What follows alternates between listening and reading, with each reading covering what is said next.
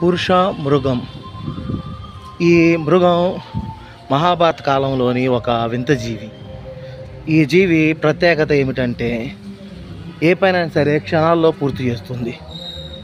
So ఈ ప్రస్తావన ఎందుకు వచ్చిందంటే, రాజసూయ యాగం చేసేటప్పుడు ధర్మరాజు ఈ మృగాన్ని తీసుకురమ్మని భీముడికి చెప్పాడు.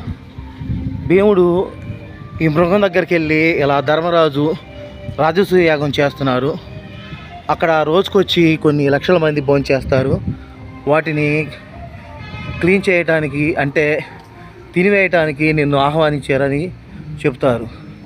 అప్పుడు పురుష మృగం ఒక పందెం కడుతుంది. నాకంటే స్పీడ్గా ఫాస్ట్గా నువ్వు వెళ్ళగలిగితే నీతో పాటు వస్తాను, లేకపోతే నేను తినేస్తాను అని చెప్పింది. సరే అని చెప్పేసి భీముడు ఒప్పుకున్నాడు.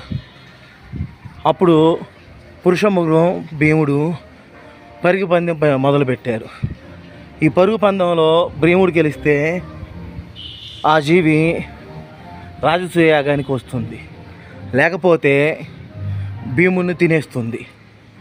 సో భీముడు ఎంత ఫాస్ట్గా పరిగెత్తుతున్నా అతన్ని అందుకోబోతుంది.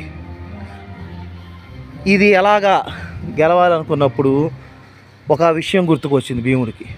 పురుష మృగం శివుని భక్తుడు, అందుకని దారిలో శివలింగాలు ఏర్పాటు చేసుకుంటూ వెళ్ళారు. సో ఆ శివలింగాలకు పూజ చేసుకుంటూ పురుష మృగం కొంచెం లేటుగా వచ్చింది.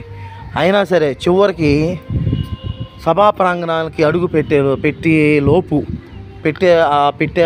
లోపు అనుకున్నప్పుడే భీముని కాలు పట్టుకుంది. సో నేనే నీకంటే ముందు వచ్చానని చెప్పింది.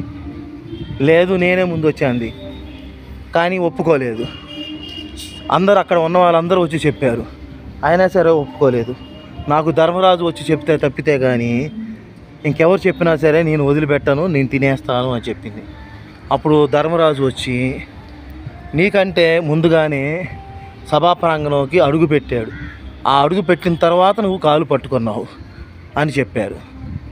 అలా చెప్పిన తర్వాత పురుష మృగం ఒప్పుకొని రోజుకి ఆ యాగం జరిగిన రోజులన్నిటికీ ఎంతో లక్షల మంది తినిన విస్తరలని ఈ పురుష మృగం క్షణాల్లో తినివేసింది.